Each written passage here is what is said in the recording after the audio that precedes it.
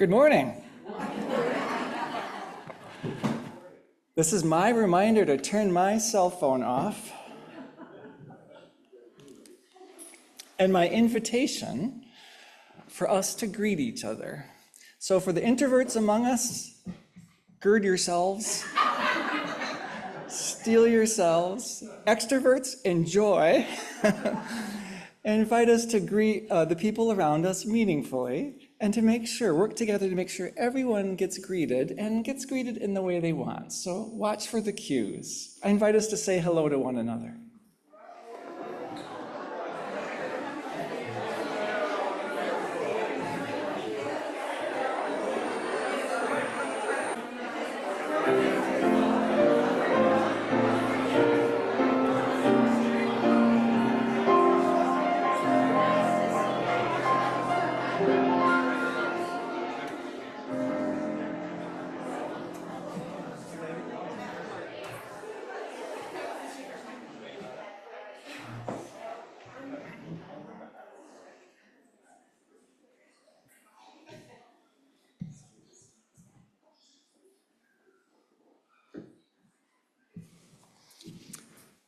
Good morning, everyone. This is our land acknowledgement. We acknowledge that we are residents or visitors on land that was never ceded, never given up by the Nisnan people, who are still among us despite the fraudulent removal of their federal tribal recognition. We seek to help correct their erasure and exclusion from California history and to support their efforts to stabilize their people.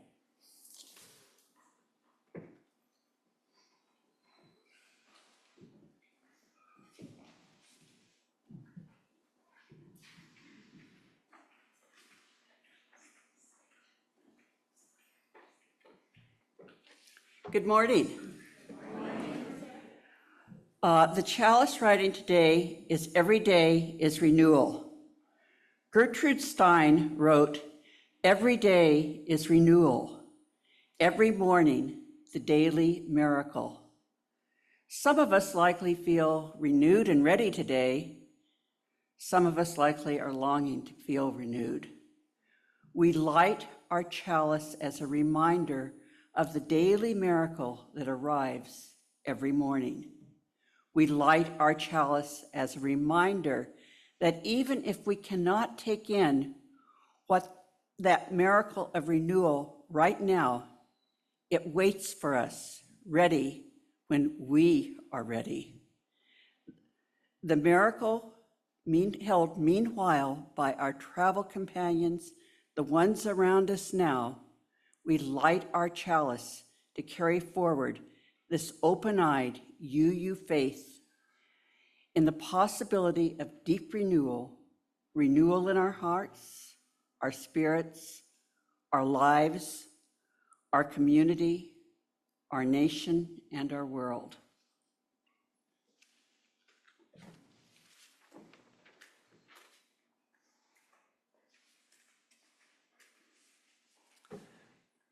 Thank you, Teresa, and thank you, Mark. We will sing the light on the way with our youngest ones, with this little light of mine.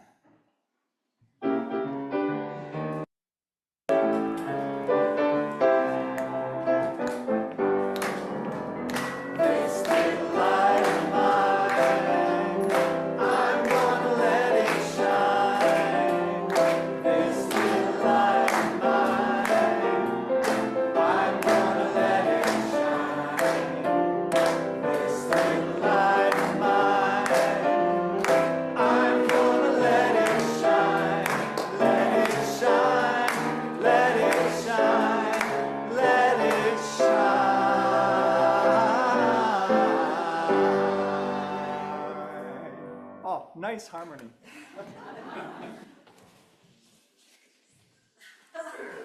Good morning. Welcome. My name is Sophia McKean, and I'll be your worship associate for today's service. This past week has well and truly felt like summer, not just because of the heat wave. I also found time to jump in a lake for the first time this year. And the first swim has always felt like a ritual, that's the demarcation that summer is here for me. I'm guessing a number of us might have little summer rituals like that, something we do each year that makes it feel like officially summer has arrived. Maybe it's moving to eat dinner outside with the lengthening days, or making sure there's always iced tea in the fridge for when it's too hot, or hiking out to the river to dip our feet in. I remember how magical summers used to feel when I was a kid, and I would just spend the whole time running around outside or at Memorial Park pool.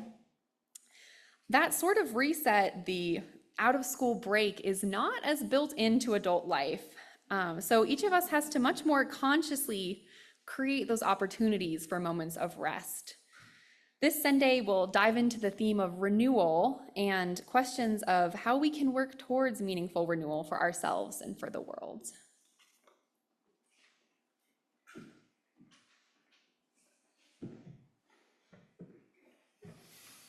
Good morning.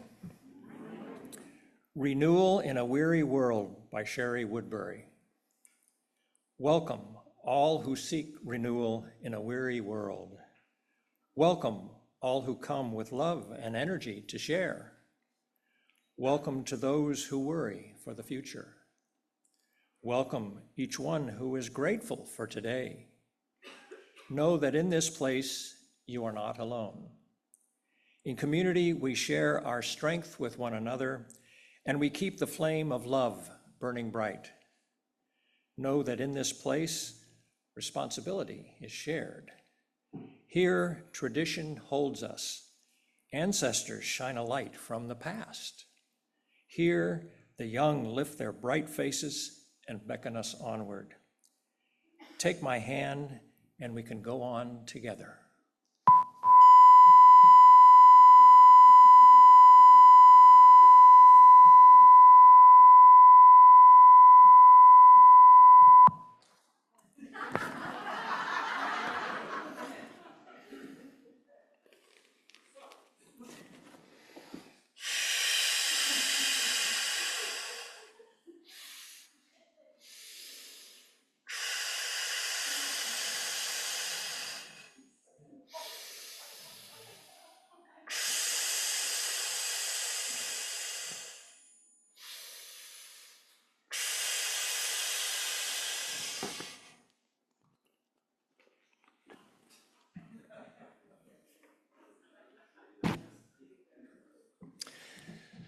When I was in grade school and the family still had a television, my parents didn't like television, so we didn't have it for most of my growing up. But when I was young and we did have it, I remember feeling very frustrated when our favorite TV shows were interrupted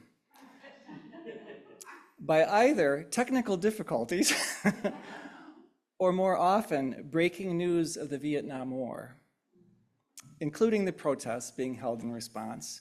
Oh, and then, oh my goodness, Watergate. Oh, always interrupting. It was such an inconvenience to my younger self when the Waltons was interrupted by boring news.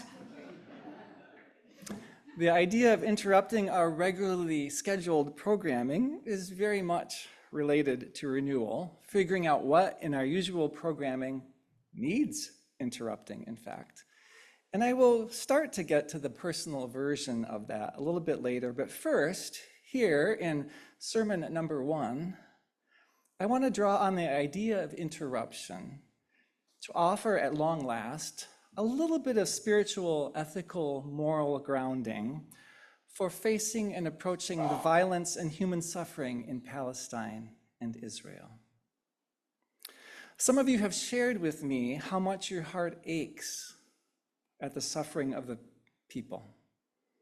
people first of Israel after the October 7 attack, and then increasingly at the suffering of the people of Gaza and Palestine.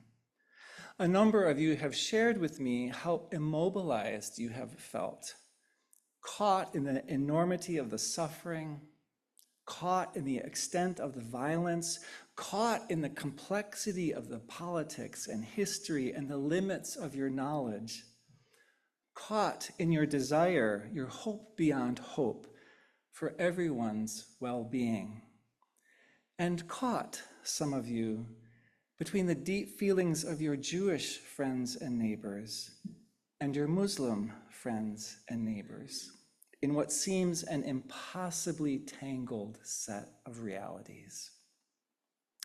To help us live our personal faith and shared values, faith, I would say, this faith of our tradition, and to begin to find our way through the tangled feelings so we're not immobilized, I offer what I find to be helpful insights from Shadi Mokhtari, a teacher at the School of International Service at American University, where she is assistant professor of peace, human rights, and cultural relations. I'm going to draw on her language very directly this morning, and I hope that having access to these lenses might serve you and all of us, both in the moment and in the weeks and months ahead.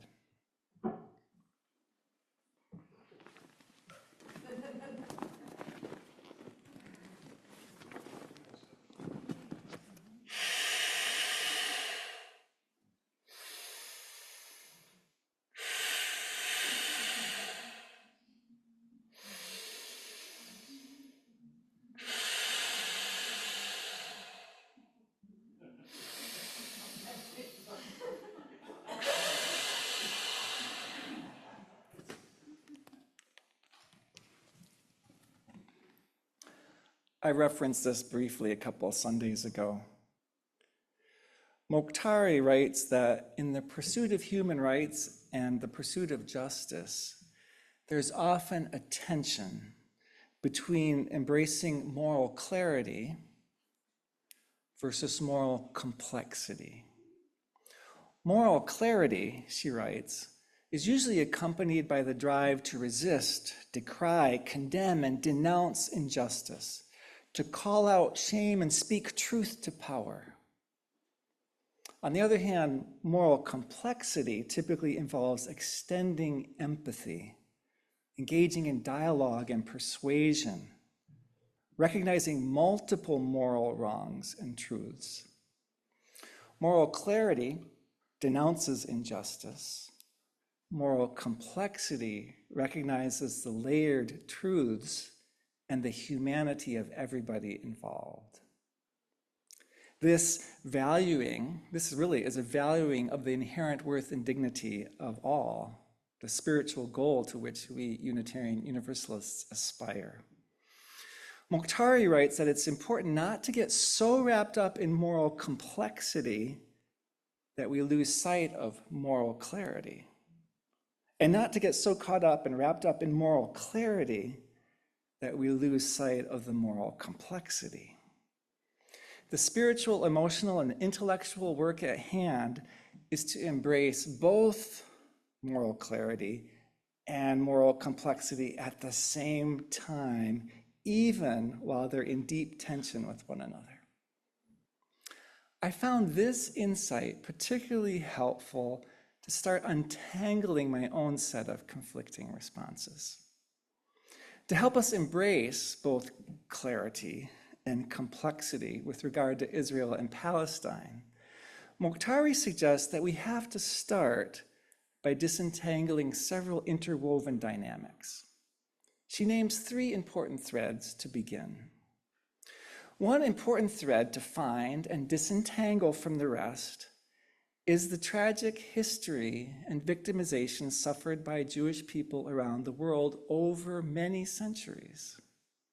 Hamas's violent and terribly cruel massacre in October was tragic not only for the people in Israel and the people there, but for Jewish people all over the world who felt that attack in the context of generations of pain and trauma and anti-Semitism.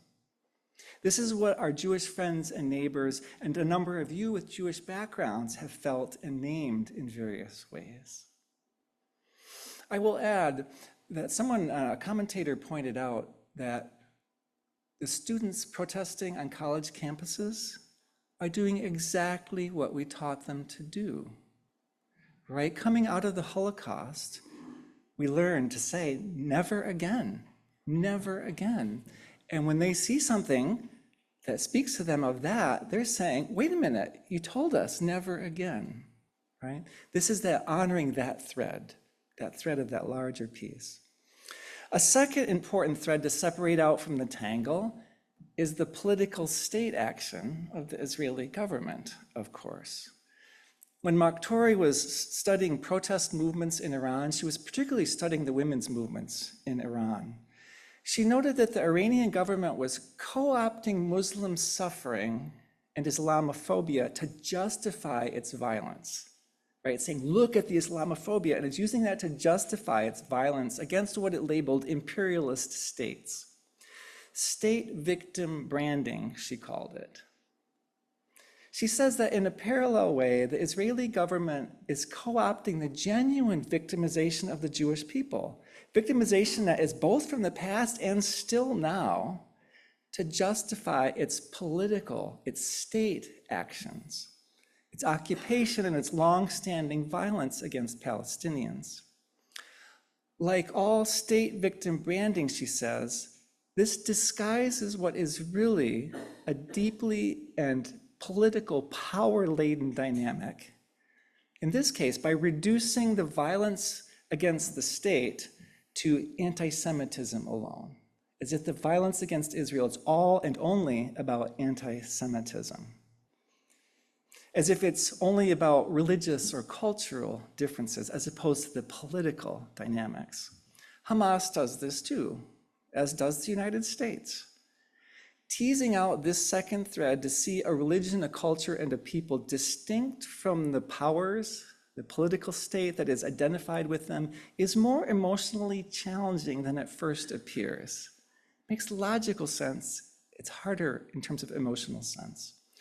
Which brings us to the third thread to find and disentangle, according to Makhtouri.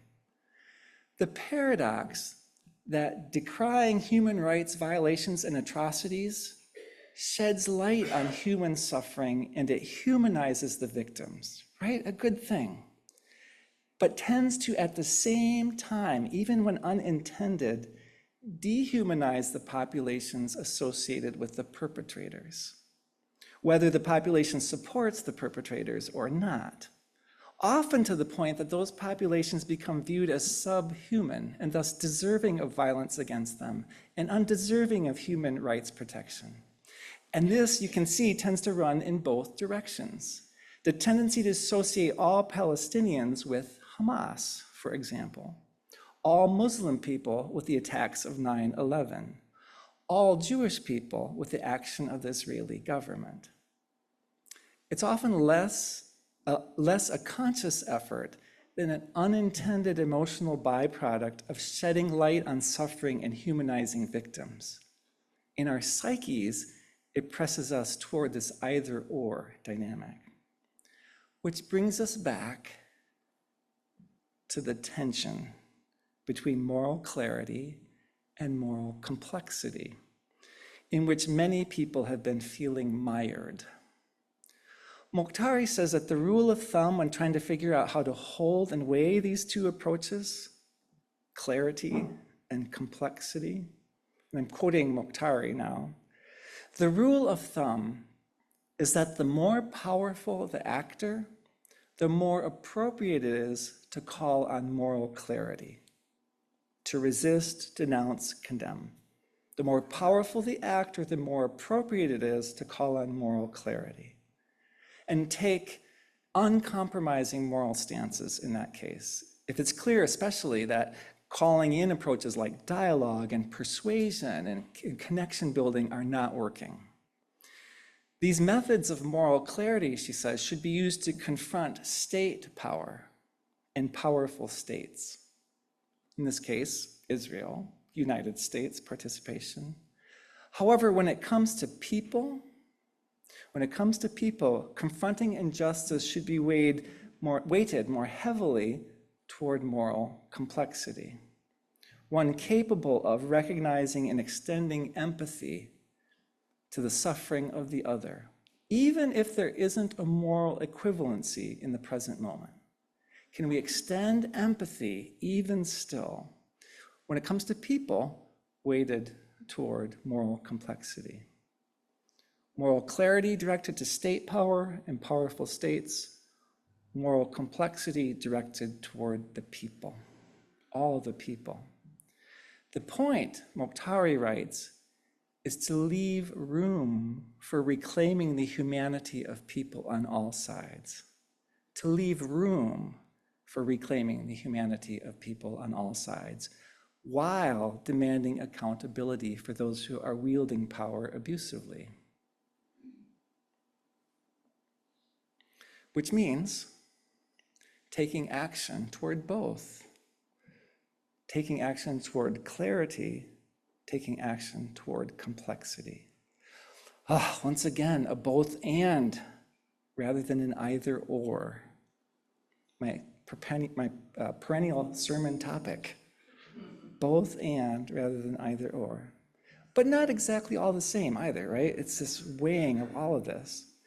This congregation's delegates to General Assembly in a couple weeks will be asked to vote on whether to adopt an action of immediate witness with regard to Palestine and Israel. An action of immediate witness is a statement by UUs in general, so several thousand of whom will vote on whether we should take a very particular stance. I'll be in Michigan after this coming midweek for a few weeks, and so we'll participate by Zoom, but I will invite us next weekend or so into a conversation both about these ideas of Mokhtari and then also about the action of immediate witness. We may or may not arrive at any shared position, but the conversation will inform your delegates as to what's in your mind and in what's in your heart. So as something comes to a vote, they'll be able to hold that. And beyond that, my hope is that this gets us started in earnest on becoming, over the next several months, a resource not only for each other, but also for members of the wider community who are feeling stuck or at impossible odds. Around Israel and Palestine, yes, but also around other polarized and intractably divisive issues. There are so many human-driven challenges in motion right now that call us to embrace both moral clarity and moral complexity at the same time, difficult as it may be. Untangling whatever threads we can as we go.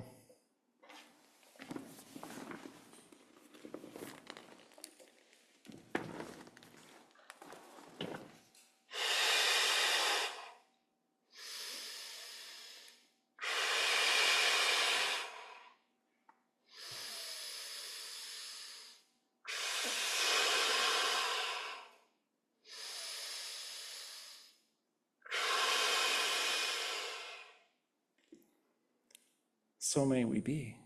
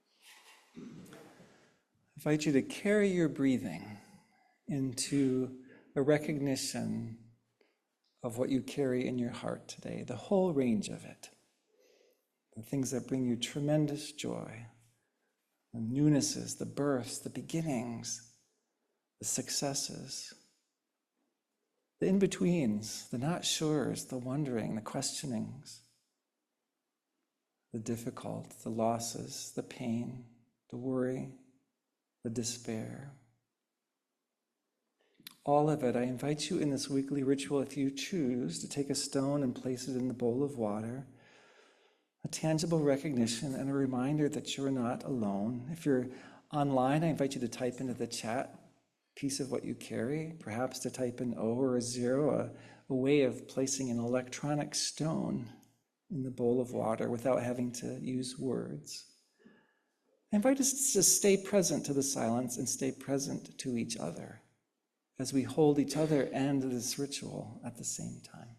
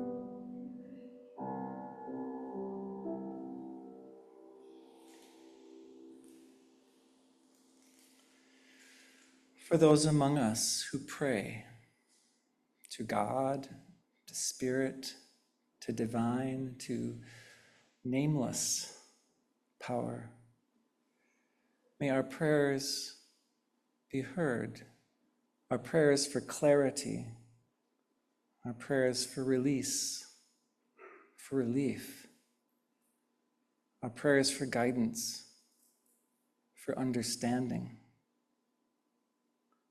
Our prayers for those who are hurting. For those among us who search our hearts, hoping upon hope to hear there some wisdom, insight, clarity. May our prayers too, by any name, find an answer surfacing, or the hint of a path. For those of us who turn most to others for support, for guidance, for understanding, for clarity, may our prayers too be heard. And in those who support us, may we find the hint of exactly what we need. In the name of all that each of us knows as holy, names as holy, names as most true, may our prayers be heard, and may we hear in some of the answers the call for our own actions. May it be so.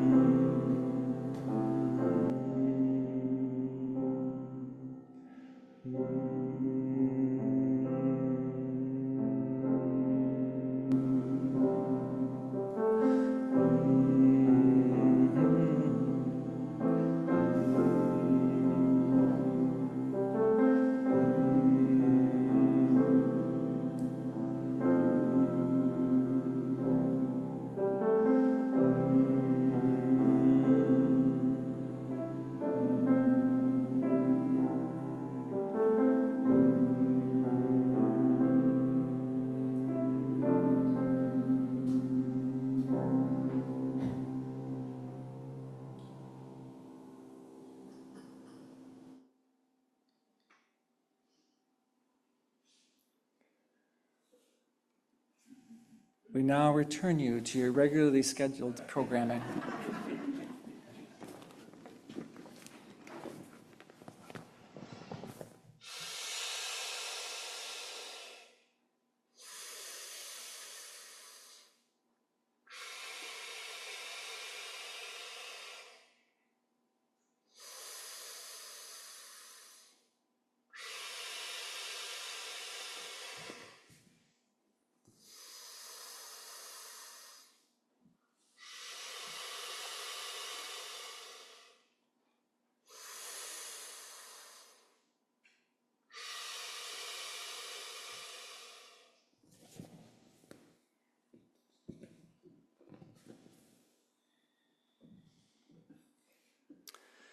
Don't worry, sermon number 2 is brief.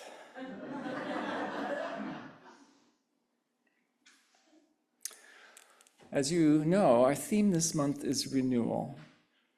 Today, in this brief sermon number 2, I invite you most of all to consider whether and where you might be feeling a need for renewal in your life. Whether and where you might be feeling a need for renewal in your life. Maybe you already know. Maybe you've been thinking about this. Maybe it's already clear what in you or in your life feels like it needs renewing.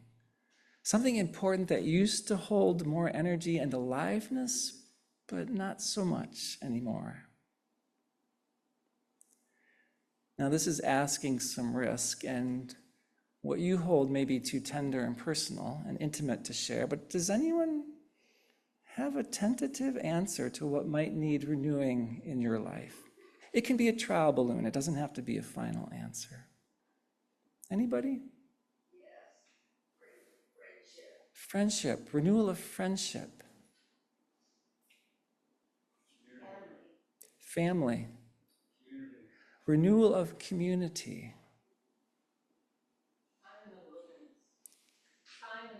Time, renewal of time in the wilderness, itself a renewing activity.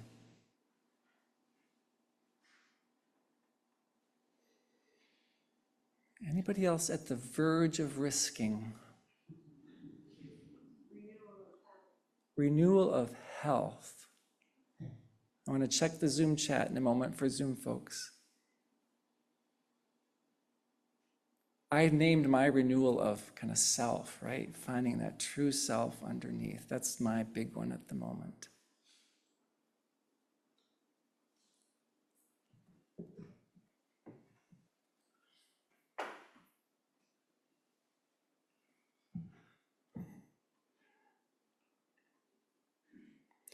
Renewal of health and energy. Renewal of roots. Renewal of roots. Renewal of good habits. I'm hearing chuckles of recognition. As an assist to exploring further, I would offer the wisdom that David White relayed from a Catholic brother in his life who said to him, after listening to David's worry and weariness, you know, the antidote to exhaustion isn't rest. The antidote to exhaustion is wholeheartedness. We've shared this quote before, and I know it's a little dangerous to raise this notion at the end of a church year within a community that relies on volunteers for so much of its existence, but it raises such valuable questions.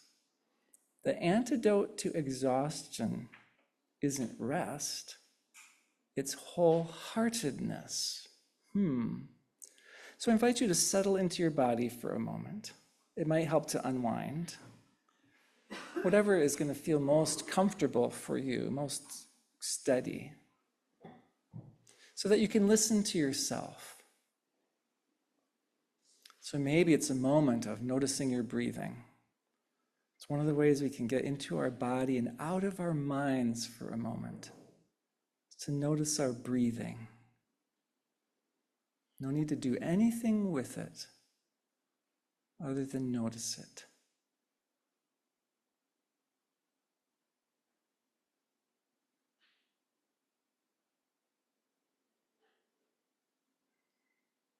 Maybe noticing the feel of your hands, if you can feel your hands.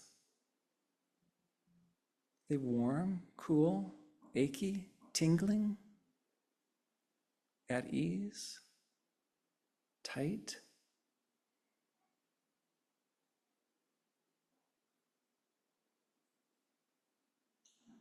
What about your face?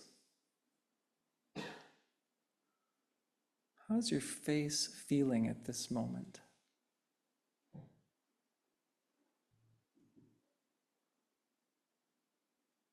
And if you listen with all the hearing that you have, what do you hear in the room or outside the room right now?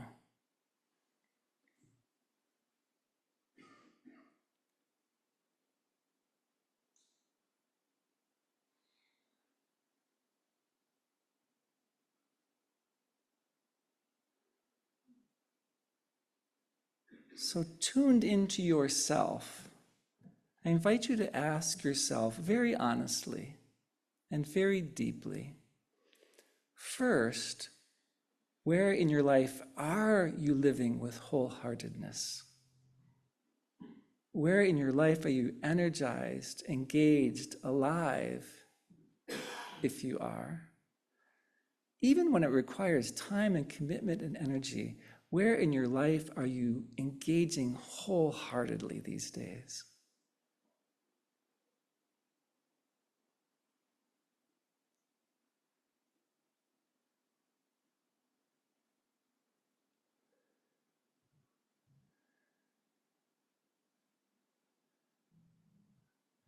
maybe there's an empty space there, or maybe there's something very alive. And where in your life did you used to feel wholehearted, alive, engaged, but now find yourself engaging half-heartedly or less? Where in your life or in what parts of your life are you feeling a bit weary, or a lot weary, or exhausted? Maybe so much so that you're not really engaged there at all at the moment.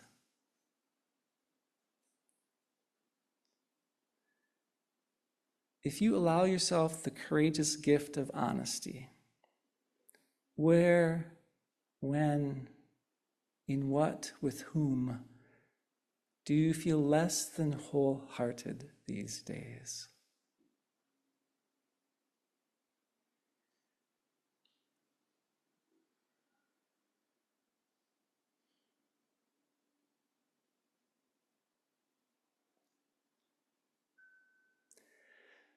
The next questions toward renewal might be, do you want to feel wholehearted there? Do you want to feel engaged there, either again or maybe for the first time? Do you want to renew your wholeheartedness? And so perhaps an important piece of yourself.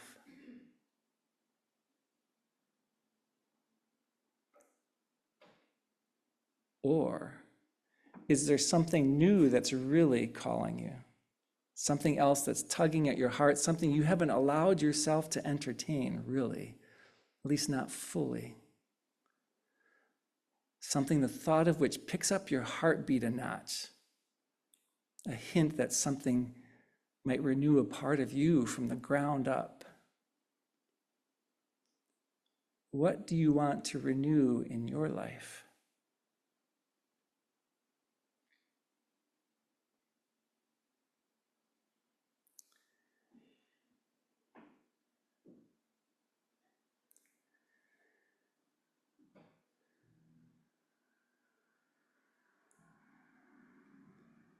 Again, it may be too intimate and personal, but is anybody up for risking naming something that's come up for them?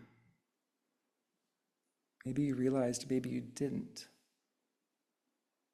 Where in your life are you longing for renewal?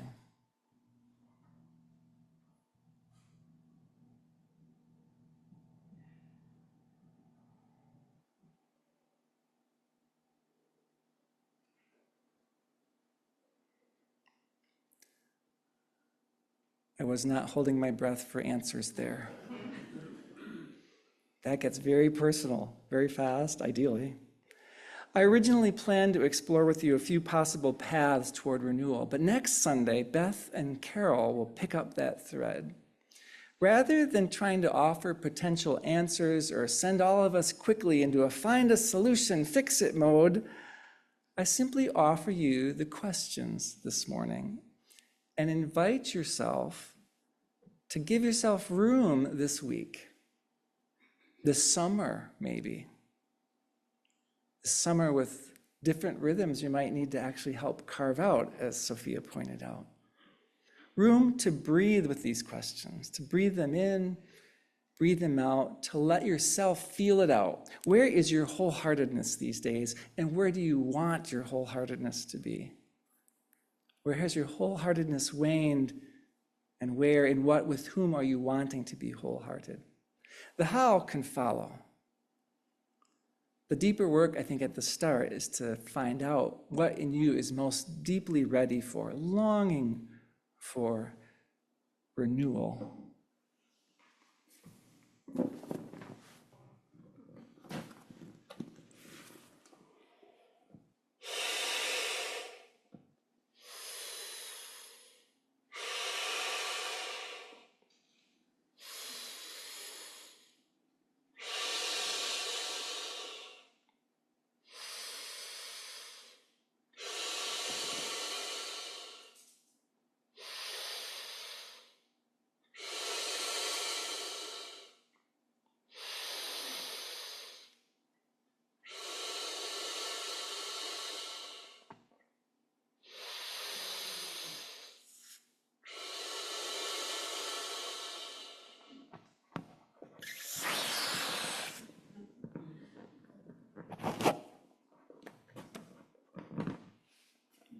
in time, so may we be.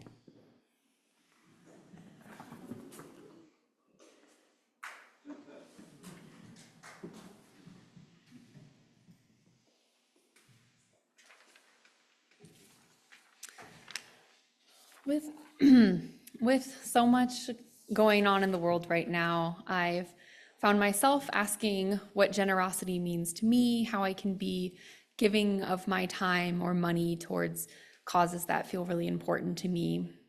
And I think each Sunday with our offering, it's this microcosm of getting to ask ourselves what generosity means to us in this moment. As we collect our offering today, 25% of it this month will go to support the Nevada County Veterinary Disaster Response Team, whose mission includes assisting in the safe and prompt evacuation, shelter, feeding, and basic medical care of domestic and farm animals in disaster areas. If you'd like all of your offering to go to that cause, you can place it in the white envelopes in the basket. There will also be other ways to give on the slide. I invite the other ushers to come forward and collect the offering.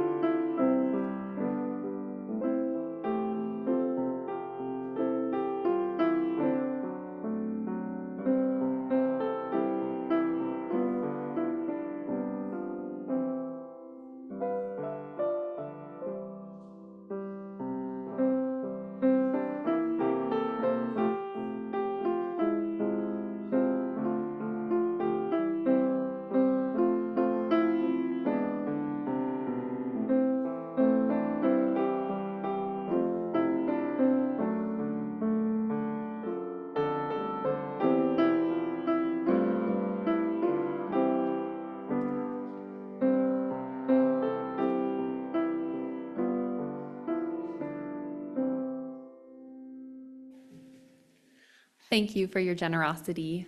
We dedicate these gifts to the stewardship and renewal of the interconnected web of our existence.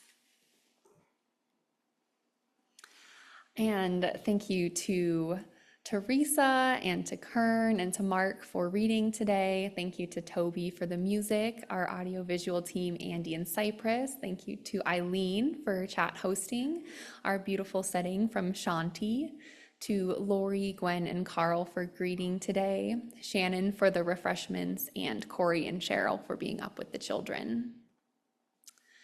We have UU 101 today at 12 p.m. after refreshments. And it is time to vote for Share the Plate recipients. So it's your last chance today. After the service, you can come and meet up front here. You will receive instructions on how to vote for our next year's Pass the Plate recipients. And Zoom folks can also vote. There is information in the chat. We have Women's Circle Gathering on Monday at 6 p.m. I will be leading our Joys and Sorrows Candlelight service this Thursday at 7 p.m., so I hope to see some of you there. We will have our Building and Grounds work party on Saturday at 8:30 a.m. And we hope you'll join us for our artist reception for Shauna Smith next Sunday at 11:30 a.m. after the service. And as always, you can learn more about our upcoming Sunday services and events on our website, uugrassvalley.org.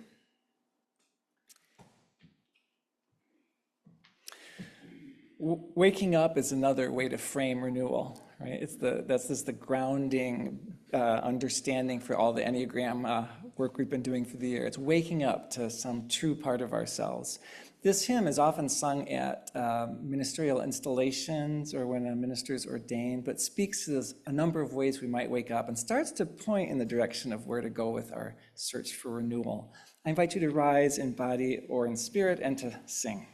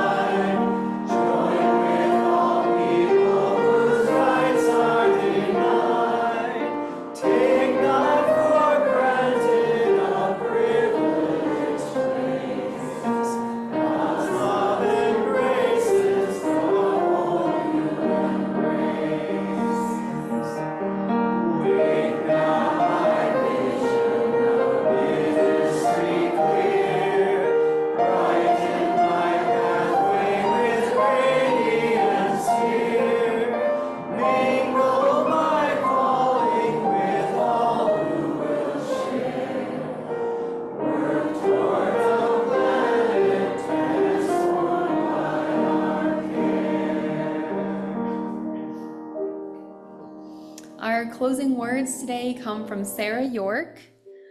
We receive fragments of holiness, glimpses of eternity, brief moments of insight.